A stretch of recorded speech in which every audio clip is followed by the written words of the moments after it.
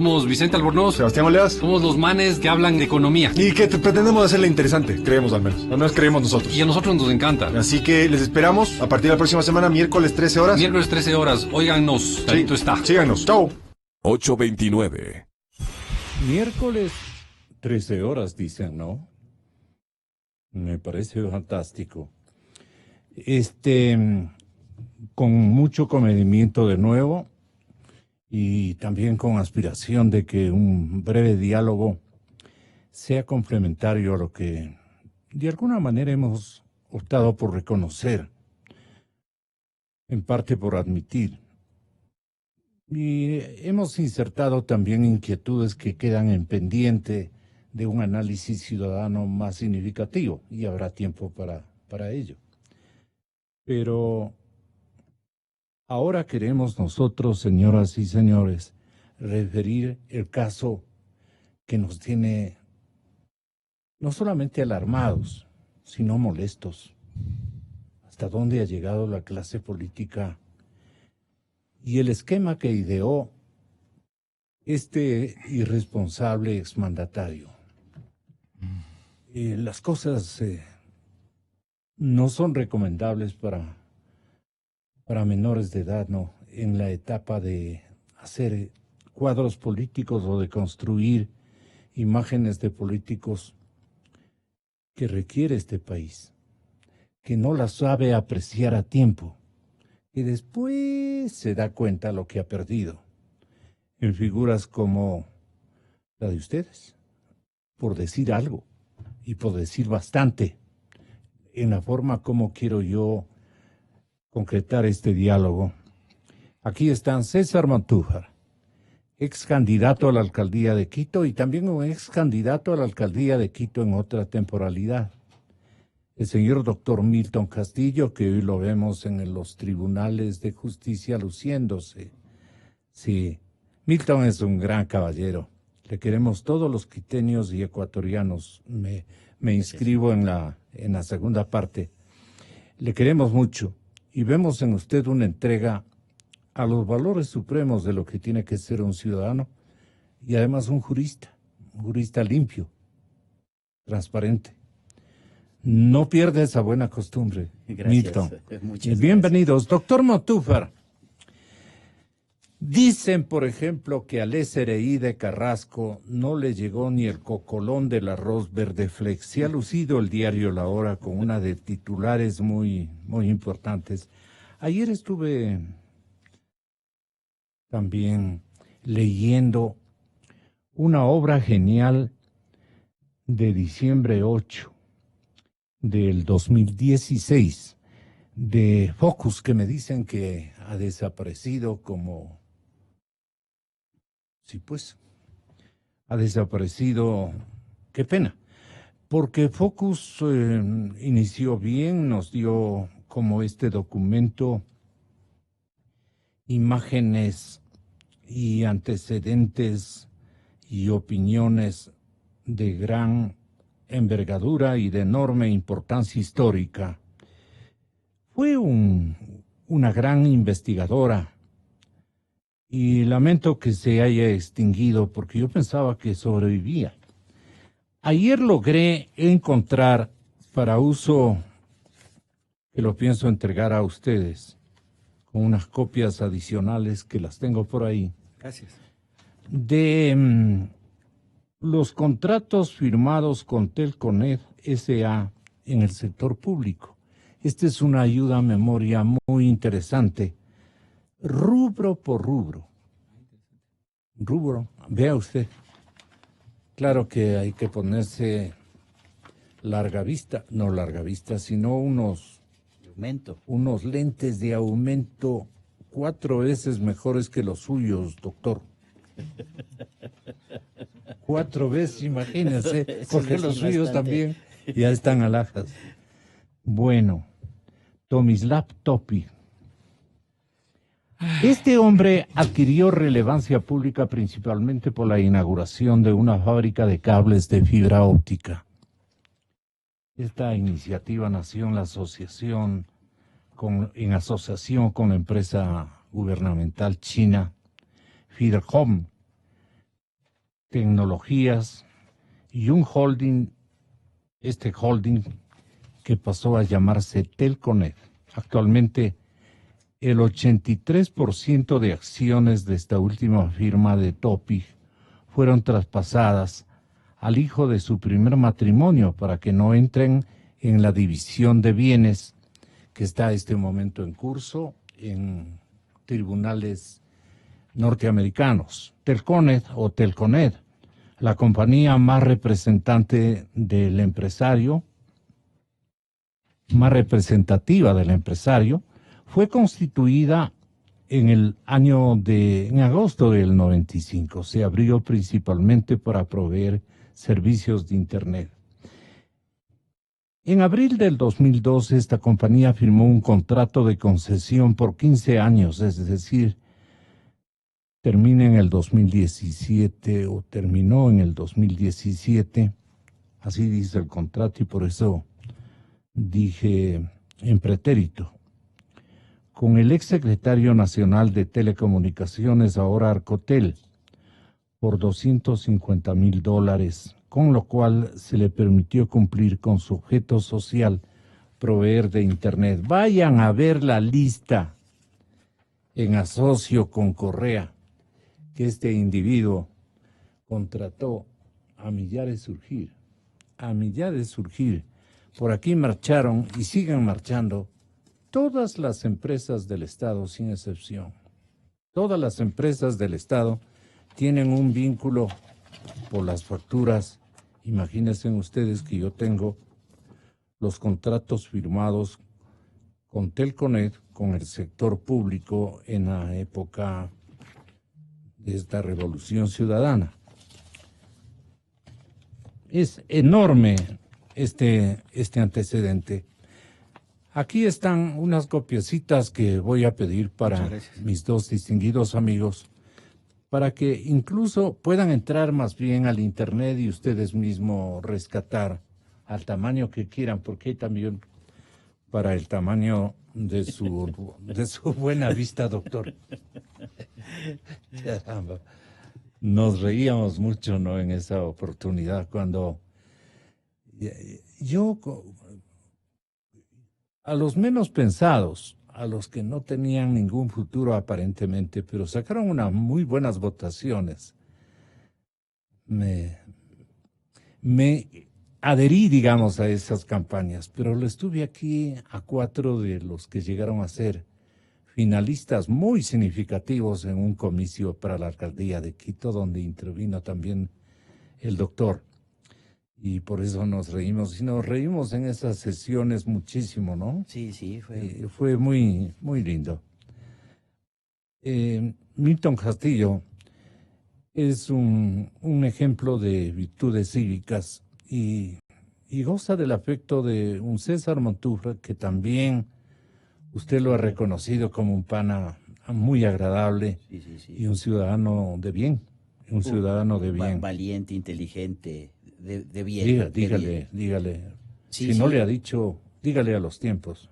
Pero que no diga porque parece que me he muerto. Está hablando también de mí que... César ha sido un ciudadano ejemplar, ejemplar. Más allá de su sólida formación académica, ¿no?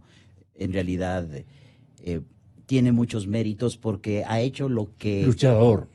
Lo que debemos hacer muchos. Y arriesgando todo. Y a veces no nos arriesgamos, claro. Y a pecho descubierto. A pecho descubierto. Eso es meritorio, sí, de verdad. Pero como estamos hablando tan distendidamente entre amigos realmente, porque permítame, yo le considero, Gonzalo, un amigo por todo el camino que hemos recorrido igualmente a Milton. A veces discrepando, por supuesto, la amistad se hace así. Las amistades se hacen así, no sobre la unanimidad. Pero un amigo decía, están hablando tan bien de mí que parece que me he muerto. Como una broma. Sí. Pero permítame, Gonzalo, tal vez poniéndome un poquito serio, sobre todo por la anterior entrevista. No quiero comentar porque no me gusta hablar a las espaldas de las personas y no voy a comentar lo que ya he dicho en otras ocasiones. Solamente quiero decir que, y eso relaciona se relaciona con el tema que vamos a conversar, que yo he pedido a la fiscal, y estoy esperando ya una respuesta, para que reabra la investigación por los hechos de corrupción que se habrían cometido en el proceso de adjudicación y construcción del Metro de Quito. Como usted conoce, llegó a mi poder información sobre eso. Básicamente fueron documentos relacionados a la caja 2 de Odebrecht, el llamado sistema Drowsys, que es la caja 2 de Odebrecht, en donde se establecería que así como hubo sobornos o pagos ilegales para otros proyectos de Odebrecht, como los 5 que fueron parte del juicio por asociación ilícita, también habría habido pagos ilegales, es decir, sobornos para el Metro de Quito. Entonces, he pedido que se reabra la investigación penal que se abrió y que fue cerrada misteriosamente, debo decir, misteriosamente. Y en ¿A quién atribuye ese misterio? ¿Quiénes estaban en plan de...? No me compete comentar pero aquello, pero la que cerró la investigación fue la ex fiscal Ruth Palacios. Ella fue la que cerró esa investigación por delincuencia organizada, que fue cuyo principal investigado es el actual alcalde Mauricio Rodas. Entonces yo he pedido que se abra esa investigación, presentando precisamente, como dice la ley, evidencia que señalaría a partir de documentación de la llamada caja 2 de Odebrecht, el sistema Drowsys, de que habría habido pagos ilegales para el tema del metro. Así que espero que la fiscal Diana Salazar reabra esa investigación y por lo tanto se vuelva a iniciar esta investigación, porque el contrato inicial del metro era por $1.500 millones, 1.499 millones de dólares. Y lo que los quiteños vamos a terminar pagando luego del contrato que firmó el alcalde Rodas es 2.009 millones de dólares. Es decir, estamos hablando de una cifra, de una brecha de 510 millones de dólares. 510 millones de dólares que los quiteños vamos a pagar. Así que me parece que eso es importante porque esta investigación penal a cargo de la Fiscalía tiene que reabrirse y por supuesto tendrá que determinarse si la documentación que yo presenté es una documentación fidedigna y de ser fidedigna, entonces tiene que determinarse también quiénes fueron las personas que recibieron, los funcionarios públicos que recibieron esos sobornos o esos pagos ilegales y por lo tanto tendrán que responder. Porque usted señaló una cosa muy importante, Gonzalo. Los quiteños y el municipio de Quito está en bancarrota. No quiero entrar a la anterior entrevista porque habría que hacer algunas precisiones importantes. Y está en bancarrota en gran medida porque ha habido contratos muy lesivos para la ciudad. El tema del aeropuerto de Pravavela, la concesión con Keyport también tiene que ser analizada. El tema del metro tiene que ser analizado, y no estoy mencionando todos, hay que analizar también otros temas, el tema de la solución Guayasamín. Entonces los quiteños tenemos un municipio quebrado, no hay recursos para obras, la ciudad está realmente en una situación muy pero muy seria, a excepción de las obras de cosméticas que en los últimos meses se han inaugurado o se han remozado. Y eso en gran medida se debe a una política de contratación lesiva a los intereses de la ciudad. Todo esto le averiguamos al alcalde. Hoy estamos para otra dimensión y cinámonos a ella. ¿Usted quería opinar?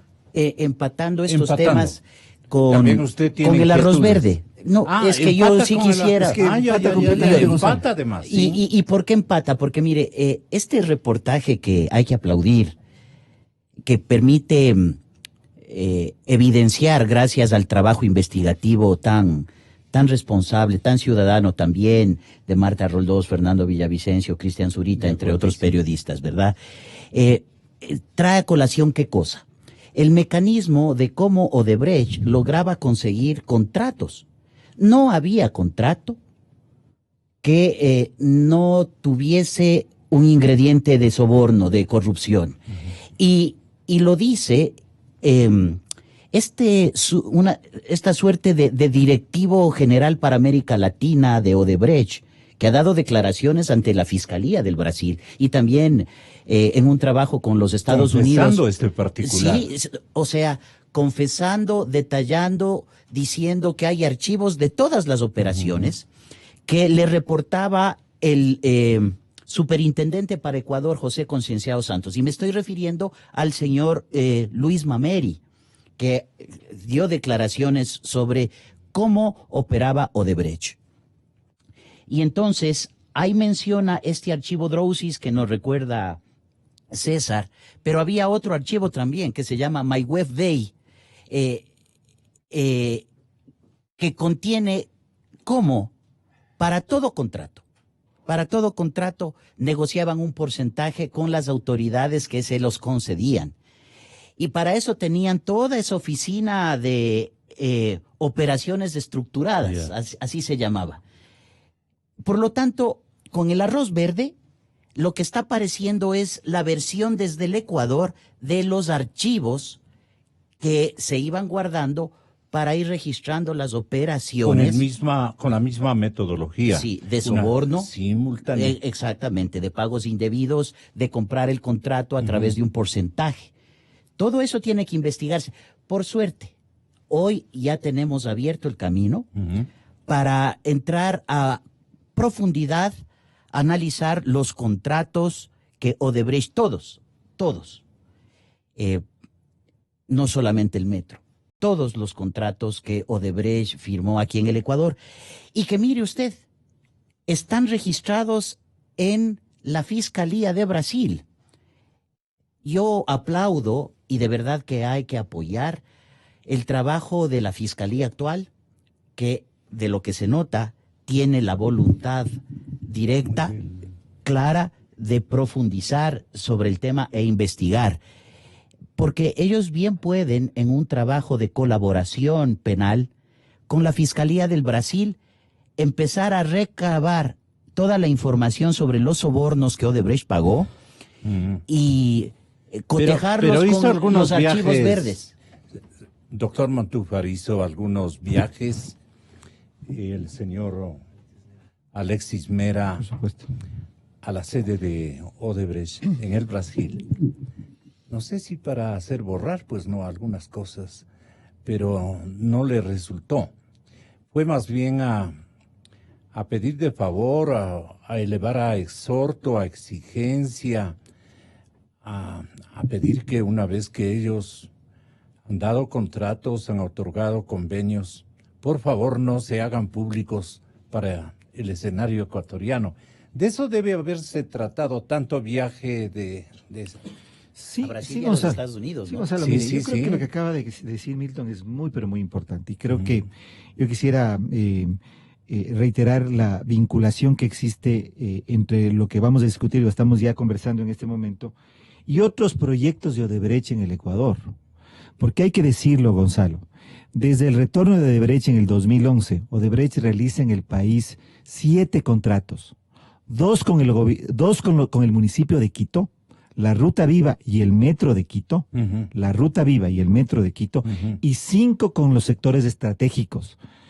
Esos 5... ¿La Ruta Viva no era un poco mixto con alguien que se adhirió después? El Metro de Quito es de un consorcio que creó con la... Pero la Ruta Viva también, sí, por creo supuesto. que compartieron ahí. En el juicio por asociación Con ilícita, chinos, para poner en contexto, en el juicio por asociación ilícita del que yo fui acusador particular en contra de Jorge Glass, se determinó que en los 5 proyectos, megaproyectos, con el gobierno central y los sectores estratégicos, en los 5 hubo coimas y sobornos. Por eso es tan importante, como le digo, Gonzalo, el que la Fiscalía reabre el proceso de investigación en el tema del Metro de Quito. Lo de la Ruta Viva hasta ahora no comienza a investigarse. Pero en lo del tema del Metro de Quito es muy importante porque además del Metro de Quito es la obra de mayor precio, de mayor costo que realizó Odebrecht luego del 2011. Pero regresemos al punto que mencionaba Milton. ¿Cuál es el esquema de Odebrecht, Gonzalo? Y me parece que eso es lo que queda muy claramente determinado en esta gran investigación de Fernando Villavicencio y Cristian Zurita y yo creo que merecen ellos, así como Marta Roldós, yo creo que una felicitación enorme y un reconocimiento nacional de todo el país por ese trabajo y por los que han hecho, porque este no es el único. ¿Qué es lo que dice esta? Un poco me permite de los países de la gente honrada. Por supuesto. Además de una integridad, de una prolijidad profesional realmente que vale la pena destacar. ¿Qué es lo que sale qué se puede concluir de este trabajo de investigación? Se concluye y se demuestra, Gonzalo, en la medida en que esto sea, digamos, ya corroborado en la investigación fiscal.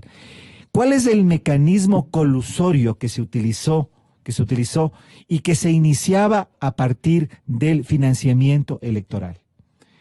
Si uno va a la experiencia peruana, en la experiencia peruana, ¿qué es lo que encuentra? Encuentra el mismo procedimiento, el mismo modus operandi.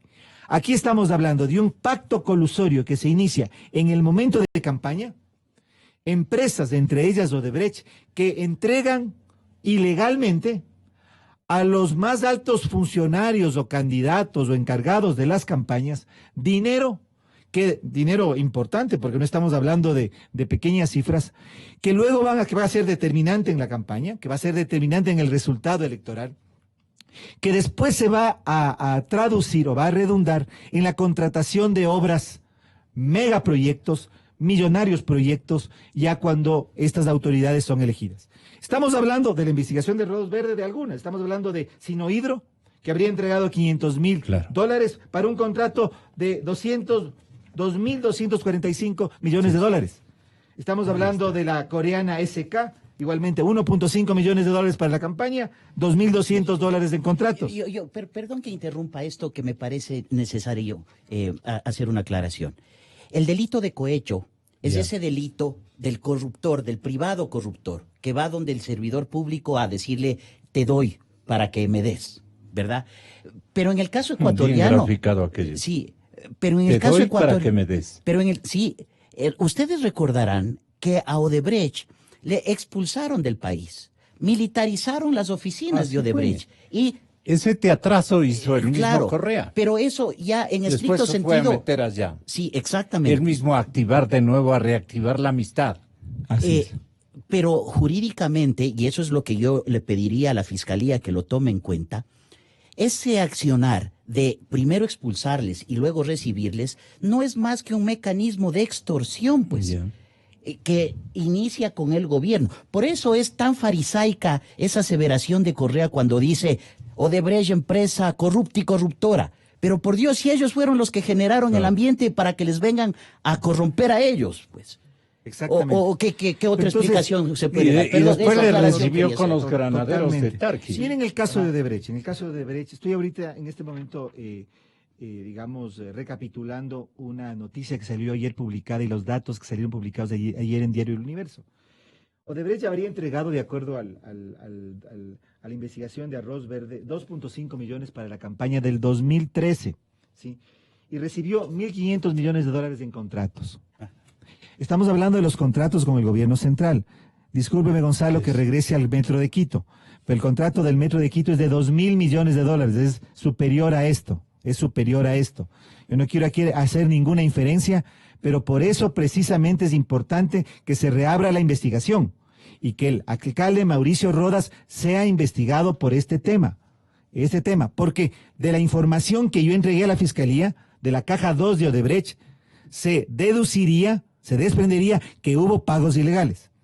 Entonces, ¿cuál es el mecanismo? Regreso al mecanismo. El mecanismo es que se financia la campaña electoral, se reciben contratos, pero ahí no queda la cosa, sino que cuando se ejecutan los contratos, a través del mecanismo de contratos de reajuste de precios, o a través directamente de la firma del contrato, ¿sí? Donde ya se determina un valor, los precios se inflan, los precios suben. Entonces es un círculo que se cierra, César, un círculo de corrupción. Pero es que se hizo legislación para eso. O sea, con la ley en la mano, robaban.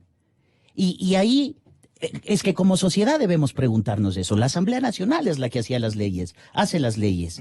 Y a través de las leyes se robaba. Lo que dice Milton es muy importante, porque en realidad estamos hablando de una forma institucionalizada de corrupción. Por ejemplo, si se hace la ministra María de los Pero el Ángeles, formato tiene un solo dueño. El formato se llama Rafael Correa. el cabecilla de esta organización delincuencial, como consta en la denuncia que yo presenté hace un año, que ya está en investigación en la Fiscalía, es Rafael Correa. Pero esta maquinaria funciona con todas las otras piezas, con todos los demás actores. Había un secretario jurídico de la presidencia, Alexis Mera, que también recibió, según el reportaje Arroz Verde, y según la misma declaración o delación de José Conceição Santos en el juicio, ecuatorianos había alguien que hacía las leyes, hay alguien que preparaba. denunciamos ese premio que recibió Alexis Mera. Estaba el ex contralor Carlos Polit, que era parte también de esta organización. Estaban los fiscales. Mire, Pero el esquema, el formato, la trama, ¿la construyó quiénes? ¿O la construyeron quiénes? La construyen en un Usted es muy investigador. En un concierto colusorio, a partir de un acuerdo colusorio. Estas grandes empresas y las principales autoridades. Yo estoy estudiando mucho el caso de Odebrecht, le comentó Gonzalo. ¿Qué es lo que ocurre en el caso de Odebrecht? Es Marcelo Odebrecht, pero en el caso peruano, por ejemplo, en el caso peruano, hay una investigación muy importante que acaba de publicar un gran investigador peruano, es Francisco Durán. Él establece que en el caso de Odebrecht directamente pactaba, acordaba con los presidentes de la República. Por eso es que tenemos en el caso peruano, como no solamente es Toledo, sino que son todos. Toledo, es García, es Ollantumala, es Pedro Pablo Kuczynski, es decir, son todos. Y por eso es que la investigación de Arroz Verde es tan importante, por lo que dijo Milton hace un momento, porque estamos hablando solo de los aportes del 2013, pero Correa ganó las elecciones en el 2006. ¿Recuerda usted, Gonzalo, que se hablaba en ese momento de aportes de Hugo Chávez, de aportes de las FARC también? Ganó en el 2009. Ahí están los aportes del 2013 en el reportaje. ¿Qué pasó también en el 2017? Al 2017 todavía no se había roto la relación con Odebrecht. Se rompe después. Entonces estamos hablando de todo un esquema de delincuencia organizada, de la que derivan otros delitos, como lo dijo Milton hace un momento, peculado, porque el Estado ecuatoriano es seriamente afectado, cohecho, concusión, lavado de activos, enriquecimiento ilícito, tráfico de influencias, es decir, es toda una trama que se crea. Testaferrismo, es decir, toda una trama, pero que parte de un esquema de delincuencia organizada que tenía un cabecilla. El periodista Cristian Zurita, como todos sabemos, y quiero pedirles que tengan la bondad de recordar de últimos días, entregó información sobre el caso Arroz Verde. Lo que haré, dijo Cristian, es ratificarme en todo el contenido expuesto en los portales La Fuente y Mil Hojas. La Fuente de alguna manera de ellos y Mil Hojas de Martita Roldós. Esas fueron las primeras palabras de Zurita al llegar a la fiscalía en compañía de su abogado, este momento aquí presente en la radio, el señor doctor Milton Castillo, para rendir, fueron convocados para rendir su versión dentro del denominado caso Arroz Verde. Zurita junto a Fernando Villavicencio presentaron hace una semana una investigación periodística que habla de supuestos aportes económicos, dice el diario El Universo. No estamos redactando nosotros, estamos leyendo el contenido de una crónica del diario El Universo, a la que también se refería el doctor Montúfar. Zurita junto a Fernando Villavicencio presentaron hace una semana una investigación periodística que habla de supuestos aportes económicos que habrían realizado varias empresas, lo que está diciendo el doctor Montúfar, entre ellas la constructora Odebrecht, a las campañas electorales desde el año 2013, también el 2014 del Movimiento Alianza País. De ser el caso, dijo Zurita, presentaré nuevas pistas con respecto a la información que aún no se ha publicado, pero que ya está en manos de la Fiscalía. hay más líneas de investigación, como dice usted, con los mismos involucrados. Esto es lo grave, es lo que están llamando el segundo tomo de la investigación en la fuente, o sea, en el estamento investigativo, periodístico e investigativo. Entonces, hay más líneas de investigación con los mismos involucrados. Según los investigadores, la Fiscalía ya tendría en su poder toda la información que recabaron para la nota periodística. Esto es lo importante de última hora. Ante las negativas expuestas por los exsecretarios del Movimiento de Alianza País, Galo Mora y Doris Solís, de que ni ellos ni la agrupación política a la que pertenecían recibieron aportes de Odebrecht, Zurita respondió que seguramente esos dineros se tramitaron de otra manera y la forma que utilizaron para encubrir esos ingresos, sea de forma en efectivo o de cruce de facturas, que se ha evidenciado en el informe Arroz Verde 502. Para Zurita, existen demasiadas líneas para identificar varios casos de corrupción, los cuales no solo estarían relacionados con las elecciones del 2013, sino con coimas relacionadas con los recursos que se habían entregado en los principales miembros de Alianza País. Por este caso se encuentran detenidas la ex jueza de la Corte Constitucional y ex asistente personal de Rafael Correa, esta señora Pamela Martínez, y la ex asistente de ella, Laura Terán. Ambas permanecen internas en el Centro de Rehabilitación de Cotopaxi en la ciudad de Latacunga, mientras transcurren los 90 días de instrucción fiscal por los delitos de cohecho, tráfico de influencias y asociación ilícita dentro de un concurso real de infracciones. Usted me ayuda, señor doctor, tenga la gentileza. Milton. Sí. ¿Qué dijeron ustedes ante la Fiscalía? Bueno, hay que considerar que estamos en un proceso de indagación previa.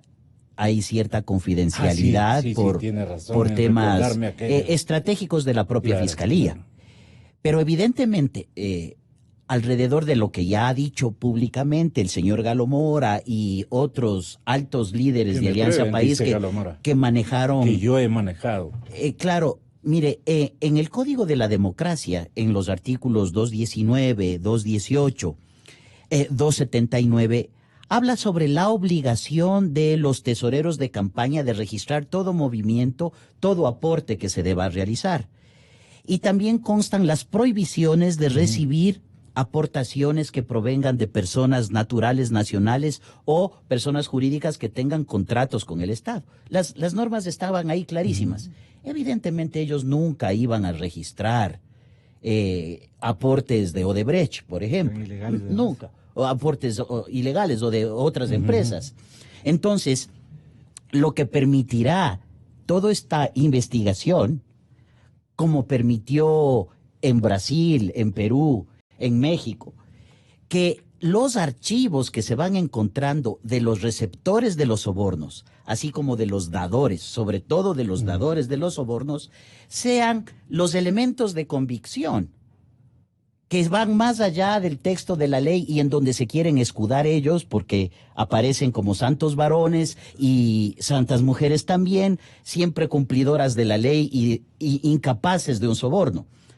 Pero la investigación va por parte de Fiscalía para cruzar toda esta información y poder evidenciarse. Doctor, ellos tenían la obligación, tanto la señorita Doris como Galo, tenían la obligación de averiguar de dónde procedían esos fondos para enlistarlos por si acaso, como eran cuentas del sector público, eran cuentas de gobierno, de pertenencia de todos los ecuatorianos, los que ellos iban a manejar, o ellos no sabían de dónde procedía ese dinero. ¿Cómo logró usted Mire, asesorar al que concurrió, es decir, a su a ver. cliente que concurrió a rendir?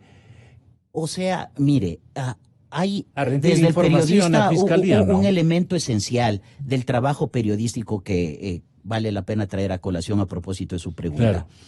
Cuando el periodista investiga, tiene que verificar que esa información pueda ser contrastable y verificable. Ya, Y con eso se publica. ya.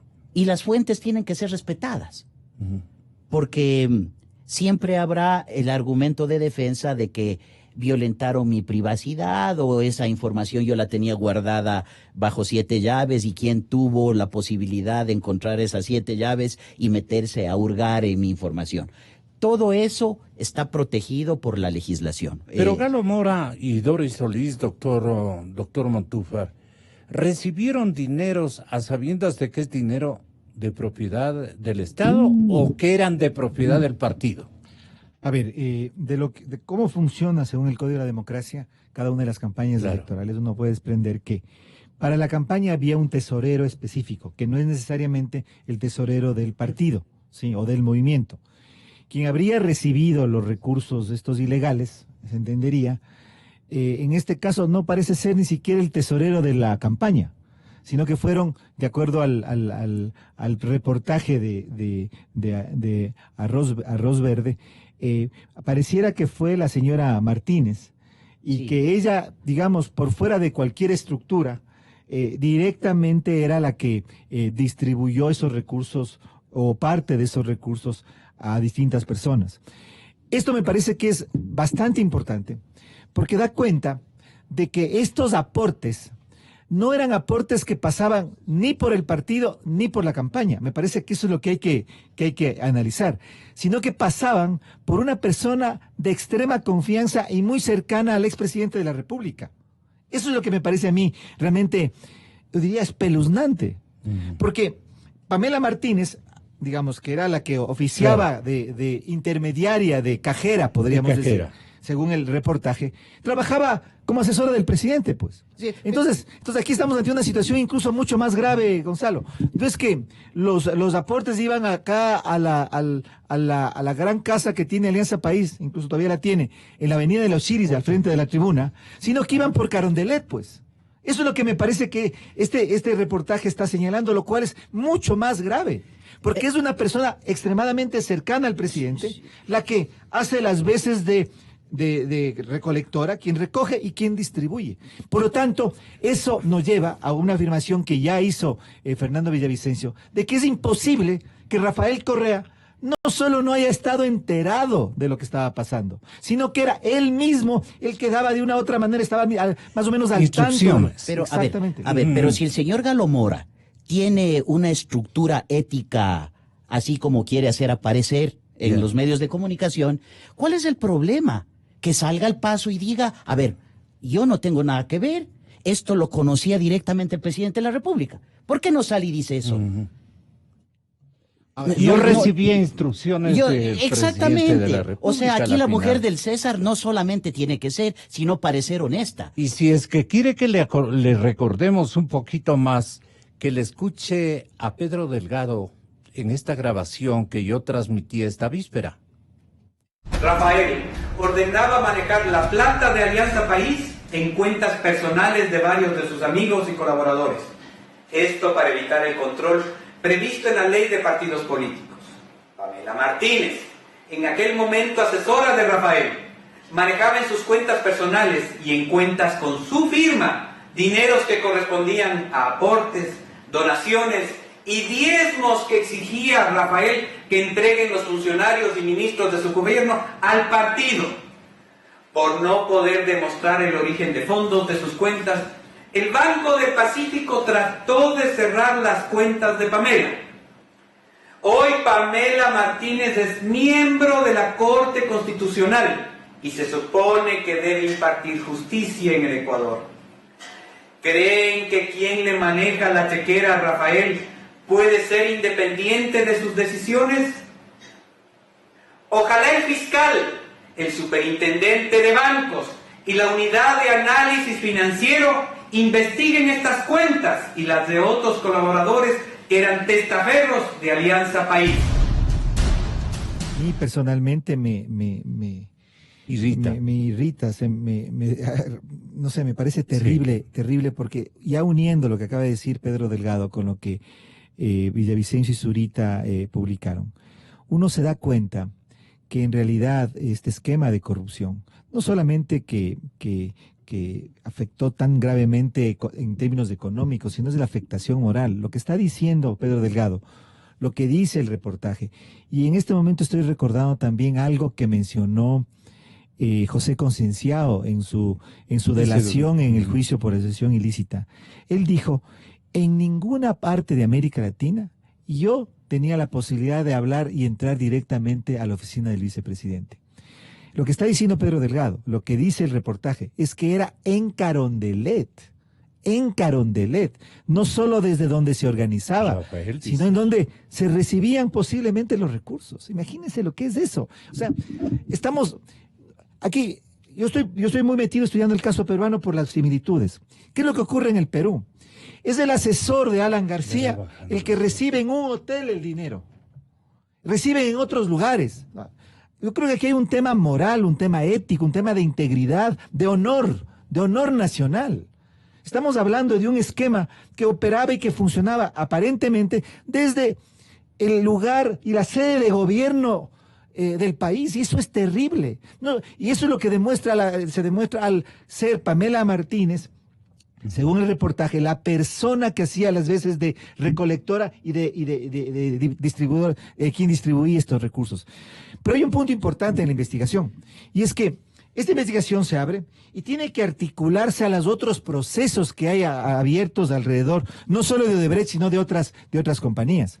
Está la denuncia que yo presenté por delincuencia organizada, pero está sobre todo algo que Milton mencionó hace un momento antes de la entrevista, que me parece que es muy importante de rescatar, que es la cooperación eficaz que tiene que llevar adelante en este momento, a la que deberían acogerse las personas que en este momento están detenidas y están ya investigadas. Porque en este momento se ha llegado a través de esta investigación, gracias a esta investigación, yo diría, al nudo o al sitio más cercano al expresidente Correa, que claramente indicaría su conocimiento, y no solamente su conocimiento, sino su dirección, su direccionalidad, su comando, su control de toda la situación. Perdonen ustedes, y esto como último, lo que Galo Mora y Doris Solís quieren reivindicar y sustentan o buscan sustentar es que ellos nunca supieron, nunca recibieron con conocimiento pleno de parte de Odebrecht que ese dinero lo provenía, digamos, de la empresa brasileña.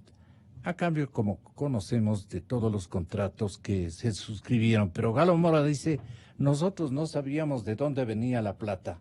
Esta parte es la que me... En estricto sentido jurídico, la presunción de inocencia tiene que respetarse. Claro. La fiscalía tiene elementos...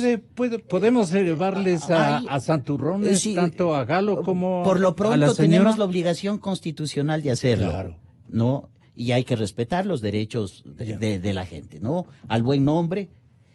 Pero aquí el tema es clarísimo. Ellos tienen que decir que formalmente no sabían que el jefe, su jefe, Rafael Correa, no estaba enterado de estas cosas. Eso es todo, porque si no se vuelven por lo menos en cómplices. ¿Y usted cree que la fiscal les preguntó, pero quién les explicaba y quién les instruía a ustedes? Mire, que repartan el dinero, ¿no es cierto? Que pertenecía a erogaciones del Estado. Pues. Palabras más, palabras menos, eso es lo que la señora fiscal está investigando estos días y les debe preguntar, mi querido Gonzalo. Porque estamos en un proceso de indagación previa. ¿Y si le niegan? ¿Cómo podrían hay otros negar elementos, aquello? hay otros elementos. Lo que le digo es que me parece a mí que en este caso los altos directivos de Alianza País deberían ser los primeros que se sumen a la investigación e incluso que denuncien. Porque en realidad, si es que esos no tienen nada que ver, Se cuelgan ellos mismos. exactamente, sí tenían la responsabilidad, Claro, porque de saber estaban la en los altos procedencia cargos del dinero. de la procedencia del dinero con los que se financia, con el que se financiaba las campañas de Alianza País. Ellos sí tenían ahí una obligación. Entonces aquí ellos deberían ser los primeros que le denuncian o que son parte del proceso de investigación, denunciando a las personas que están en este momento. Y a tono con eso, que se vean en el espejo de Jorge Glass, ¿no? A ver si es que efectivamente sienten que al final del día Rafael Correa respalda a todos. Ahí está. Un último Así, tema, claro. un último tema, Gonzalo, por lo Claro, que acaba de decir en este momento Milton. Mire, creo que el juicio de Glass tiene que ser analizado, porque mire, Glass está en este momento cumpliendo una prisión por un delito de asociación ilícita, 6 años. Eso quiere decir que en poco tiempo, hasta ahora no ha devuelto un solo centavo. En poco tiempo, en unos 2 o 3 años, a lo mejor acogiéndose a los procedimientos de rebaja de pena, Sí, en 2 o 3 años a lo mejor ya está libre. ¿Y en qué nos quedamos los ecuatorianos? Creo que esta es una muy buena oportunidad para que desde la Fiscalía se utilice otra figura penal, que es la que contempla el artículo 20 del Código Integral Penal, que es el de concurrencia real de infracciones, de Para delitos. que se vayan sumando. Porque no solamente estamos hablando de un delito, aquí estamos hablando, como decíamos, de varios delitos. El momento en que una persona, vamos presumiendo su inocencia, pero supongamos que se demuestra que Pamela Martínez hizo lo que consta, hizo lo que dice en el O hecho se investigación. está investigando hoy por hoy. Pero no solamente es acusada por cohecho, sino también por asociación ilícita. También es acusada por concusión, enriquecimiento ilícito, lavado de activos. Y su pena no sea 3, 4 años, sino que sea 20, 25, 30 años. Vamos a ver si no hay cooperación eficaz. Igual que en Lima. ¿Qué Exactamente. modalidad el fiscal o la Exactamente. Fiscalía de Lima utilizó? Que Exactamente. no utiliza la Fiscalía Exacto. Aquí se ecuatoriana. tiene que utilizar la concurrencia real de infracciones para que estas personas se vean obligadas a cooperar y podamos llegar al Usted termina verdadero el cabecilla programa. de este proceso. Porque necesitamos, sí, que haya la concurrencia Milton. de delitos, pero que los elementos de convicción no sean solos los que hoy por hoy podemos conseguir aquí, sino lo que ya los brasileños han declarado allá en su otros- país en otros y en los tribunales. Estados Unidos. Ujú. Y que eso permita decir con Este claridad, aporte ustedes último recibieron. Es fantástico. Ustedes recibieron. Ya dijeron los brasileños ante la Fiscalía de Brasil, nosotros les dimos a X, Y, Z personas y eso ya está debidamente judicializado allá. A la Fiscalía le El va a servir espejo traer eso. limeño les complica, no a Diana, pero les va a complicar a un sinnúmero de fiscales que tienen comprometido su nombramiento y todo lo demás, su permanencia en esos estamentos, a cambio del descuido de precisar y de aglutinar el principal fiscal, la que es en este caso ahí sí, Diana Salazar, agrupar todas las denuncias y formar un solo, ¿cómo se llama? Una sola... La concurrencia La concurrencia, exactamente. de delitos De delitos. para que se sancione. Pero tienen que en cada uno haber una sentencia. Y allí se suman las penas. ¿No es así, doctor Yo no Mantúfar? voy a discutir con Milton, es el abogado. Lo que digo es que en este caso... Entonces se han cambia cometido de abogado. Varios, no, es un excelente abogado. Digamos, aquí hay varios delitos que se cometieron. Por lo tanto, la estrategia fiscal debe ser aplicar el artículo 20 que habla de la concurrencia real de infracciones. Porque tenemos asociación ilícita, peculado, cohecho, concusión, lavado de activos, testaferrismo, tráfico de influencias, al menos. Así se construyó Entonces, de las esa manera- sentencias en Lima. Miren el caso de Perú. La señora ex primera dama, Nadine Heredia, el fiscal acaba de pedir 26 años de Se cárcel. imagina. En el caso de Ollantumala, 20 años de cárcel. Así es. Es que en realidad solo de esa manera vamos a tener justicia. Lo de Glass y ese juicio por asociación ilícita y 6 años, es una pequeña parte. Hasta ahora no ha habido reparación. No puede ser que en 2 o 3 años el señor salga a disfrutar la fortuna que ha sido lograda ilícitamente a costa del pueblo ecuatoriano. Los elementos de convicción para cada delito deben estar claros y eso es lo que se está investigando ahora. A eso Ahora nos viene referimos. clarito, está con Vicente Albornoz y Sebastián Oleas. Fases de la dolarización, la temática. A la revista informativa Democracia llega